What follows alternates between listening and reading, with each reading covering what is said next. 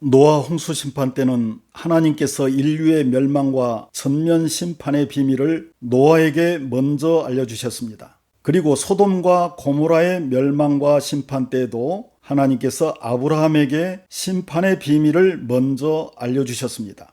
천국의 비밀, 하나님의 비밀을 아는 것이 너희에게는 허락되었으나 그들에게는 아니 되었나니, 내가 그들에게 비유로 말하는 것은 그들이 보아도 보지 못하며 들어도 듣지 못하며 깨닫지 못함이니라.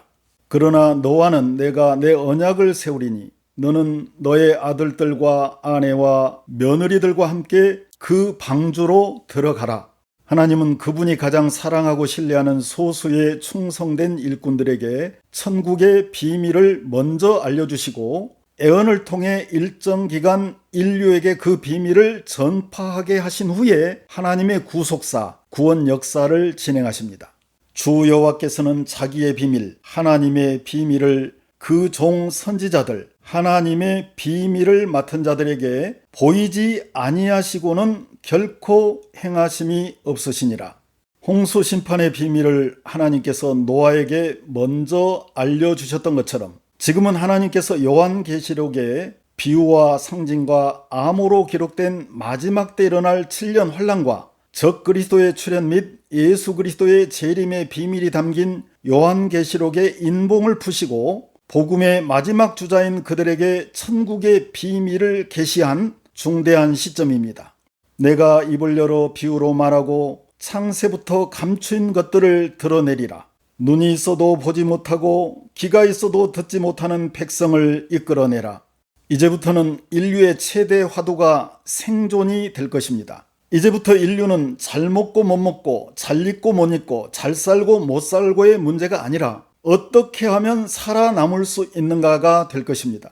전쟁과 전염병으로부터 어떻게 살아남을 것인가? 지구온난화로 인한 폭염과 폭우, 슈퍼태풍, 가뭄 등의 기후재앙으로부터 어떻게 살아남을 것인가? 이상기후로 인한 식량 생산 급감으로 곧 현실이 될 대기근에서 어떻게 살아남을 것인가에 지구촌 모든 뉴스의 초점이 맞춰지게 될 것입니다. 셋째인을 떼실 때 내가 들으니 셋째 생물이 말하되 오라 하기로, 내가 보니 검은 말이 나오는데 그 탄 자가 손에 저울을 가졌더라. 내가 네 생물 사이로부터 나는 듯한 음성을 들으니 이르되 한 데나리온, 노동자 하루 품삯에 밀 한 대요, 한 데나리온의 보리 석대로다.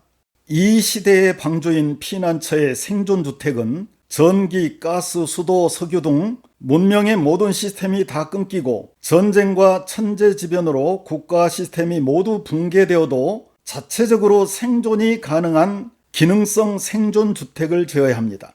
생존주택은 어디에 짓느냐, 즉 집을 짓는 위치가 가장 중요합니다. 생존주택은 반드시 성경에 예언된 재앙을 피할 수 있는 피난처로서의 지리적, 지형적, 지질적 요건을 갖춘 곳, 하나님께서 예비하신 곳, 피난처에 지어야 합니다.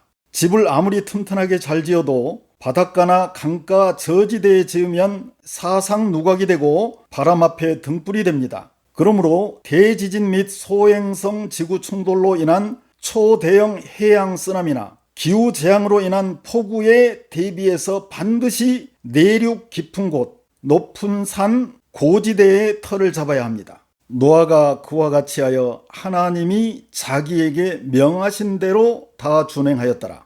생존주택을 짓는 순서는 다음과 같습니다. 먼저 기도하고 성령의 인도하심에 따라 하나님께서 예비하신 곳, 예비처를 찾아야 합니다. 반드시 성경에 예언된 대환란의 모든 재앙을 피할 수 있는 곳이어야 합니다.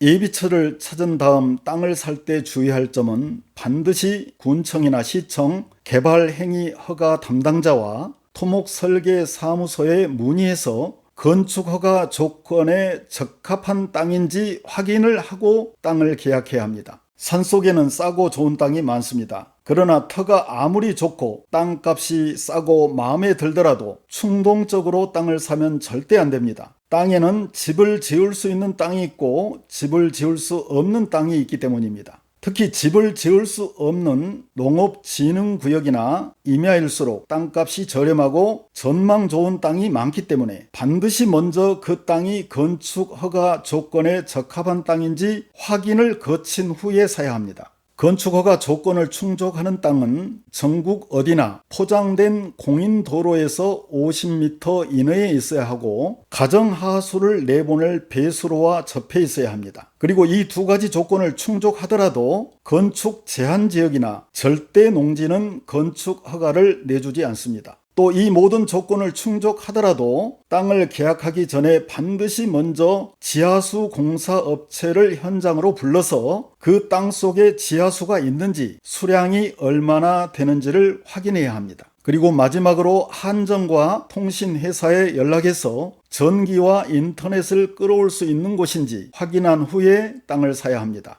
건축허가 조건에 부적합한 땅을 실수로 한번 잘못 사게 되면 돈을 잃어버릴 뿐만 아니라 시간을 허비하게 되기 때문에 피난처로 들어가는 데 있어 심각한 차질이 발생할 수 있으므로 이 점을 특히 유의해야 합니다. 지혜 있는 자는 강하고 지식 있는 자는 힘을 더하나니 너는 전략으로 싸우라. 승리는 지략이 많음에 있느니라.